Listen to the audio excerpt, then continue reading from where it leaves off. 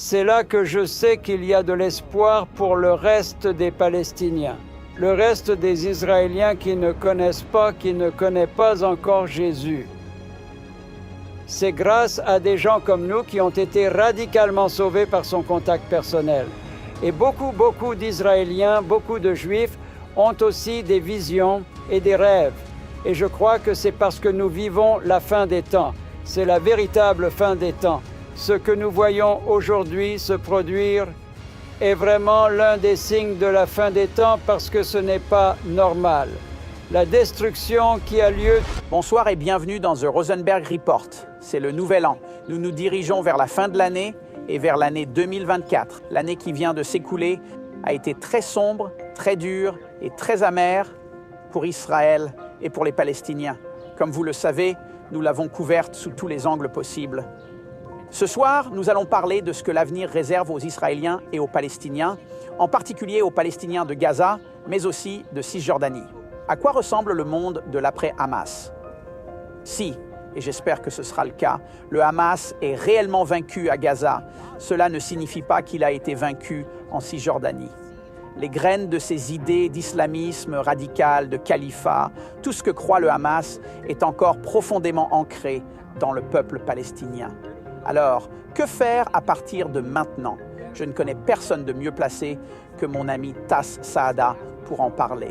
Si vous n'avez pas vu l'émission de la semaine dernière, rendez-vous sur tbnfr.org, sur notre chaîne YouTube, et regardez mon interview avec Tass Saada, découvrez son livre et procurez-vous son livre « Je combattais avec le Fatah ».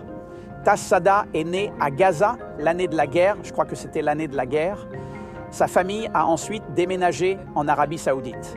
Il a été élevé en Arabie Saoudite et au Qatar, dans le Golfe, et a décidé de rejoindre l'OLP et de devenir un terroriste palestinien radical. Mais Jésus-Christ l'a transformé. C'est l'histoire dont nous avons parlé la semaine dernière. Il a donc une perspective unique et importante sur ce que l'avenir réserve aux Palestiniens et aux Israéliens. Il est évident que vous et moi ne serions même pas assis ici, et encore moins à Jérusalem. Vous ne seriez même pas autorisés, Sauf si je me faufile. si le Christ ne vous avait pas changé. Bon, d'accord, je suis content que tu sois venu au Christ à la place. Donc Tass, après que le Christ vous ait eu, vous a appelé à lui et vous a transformé. Au début des années 90, alors que vous grandissiez dans votre foi, vous avez eu à cœur de prêcher l'Évangile et de former les Palestiniens, et en particulier des musulmans palestiniens. Et vous avez vu de nombreux musulmans palestiniens venir à la foi en Jésus-Christ. Vous êtes même retourné à Gaza au milieu des années 2000. Mais vous avez été chassé par le Hamas lorsqu'il est arrivé au pouvoir. La première question que je voudrais vous poser, et elle est très importante, c'est l'histoire d'un terroriste du Hamas qui était préparé à devenir un kamikaze et ce que le Christ a fait dans sa vie. Pouvez-vous nous raconter cette histoire pour commencer? C'est l'une des histoires les plus marquantes pour moi aussi de voir la main de Dieu. Je sais que la main de Dieu a travaillé dans ma vie pour me guider et me faire voir beaucoup de choses, mais ce jeune homme en particulier était vraiment préparé, rasé.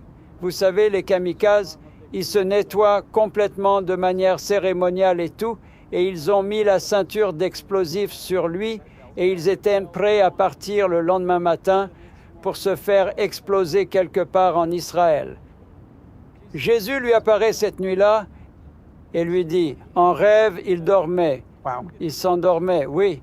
Et ils ont dit, le Seigneur lui a parlé et a dit, ce que tu vas faire est mal. Je suis Jésus, suis-moi. Il se réveille et il regarde. Il voit la même personne qu'il a vue dans le rêve, debout dans la chambre avec lui, lui parlant. Jésus lui-même. Jésus en personne. Jésus lui-même qui lui parle. Il a sauté du lit en sous-vêtements et a couru dans la rue en criant « Dis Ginny, démon, démon ». Oui, et pendant 2 ans, il a essayé de découvrir qui était ce Jésus et personne ne voulait l'aider. Il n'y a pas beaucoup de gens qui connaissent Jésus à Gaza. Bien sûr, il n'a pas fait l'opération et le Hamas l'a traqué. Quand nous avons eu vent de lui et qu'un de mes amis a découvert ce que c'était, nous l'avons conduit au Christ. Nous lui avons expliqué et nous lui avons donné la communion après qu'il ait donné son cœur à Jésus et il l'a baptisé dans la baignoire le même jour. Wow. et il est devenu un radical. Je veux dire, je pensais que j'étais radical. Il était plus radical. Radicalement Radical sauvé. pour Jésus. Vous étiez tous les deux radicaux. C'est l'une des choses intéressantes. C'est vrai, radical pour Jésus. C'est intéressant pour moi parce que la plupart de mes auditeurs ne connaissent peut-être pas les nuances, mais il y a deux principales factions au sein du monde politique palestinien. Il y a le mouvement Fatah, qui était Yasser Arafat, vous faisiez partie du mouvement Fatah, et puis il y a le Hamas. Le Fatah, même s'il comptait des musulmans radicaux en son sein, était un mouvement nationaliste palestinien laïque, alors que le Hamas était un mouvement nationaliste palestinien. Entièrement un mouvement religieux, islamiste radical. Le Hamas déteste le Fatah et le Fatah déteste le Hamas. Mais vous haïssiez tous les deux les Juifs, vous haïssiez tous les deux les Israéliens, mais le Christ a sauvé un radical du Fatah. Et maintenant, vous nous racontez l'histoire du Christ qui a sauvé et transformé un radical du Hamas. Vous croyez qu'il y a de l'espoir ici, mais la plupart des gens n'entendent pas l'histoire dans les médias grand public, bien sûr, mais parfois même pas dans les médias chrétiens, que Dieu agit dans cette région. C'est là que je sais qu'il y a de l'espoir pour le reste des Palestiniens, le reste des Israéliens qui ne connaissent pas encore Jésus. C'est grâce à des gens comme nous qui ont été radicalement sauvés par son contact personnel. Et beaucoup d'Israéliens, beaucoup de Juifs ont aussi des visions et des rêves. Et je crois que c'est parce que nous vivons la fin des temps. C'est la véritable fin des temps. Ce que nous voyons aujourd'hui se produire est vraiment l'un des signes de la fin des temps parce que ce n'est pas normal. La destruction qui a lieu tout d'abord par l'action maléfique du Hamas qui attaque les Israéliens d'une manière radicale et très maléfique. Et naturellement, Israël a dû répondre et se défendre. Vous pensez que ce que fait Israël est juste? C'est juste, mais dans un contexte de... En d'autres termes, il fallait le faire. Mais oui, trop de civils meurent. Cela a été très désordonné, très douloureux. Je ne dis pas que chaque décision, chaque moment a été bon, mais vous soutenez le droit d'Israël à l'autodéfense, ce qui est assez étonnant.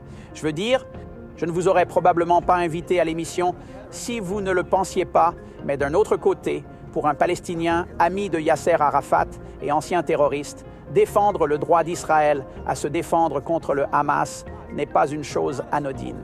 Absolument. Mais naturellement, je ne suis pas tout à fait d'accord avec la manière dont cela se passe avec tant de civils tués. Je ne suis pas pour, mais qu'Israël se défende, c'est naturellement la bonne chose à faire. Shalom, j'espère que vous avez aimé cette vidéo. Abonnez-vous pour ne pas rater nos programmes. Merci de faire partie de notre famille TBN.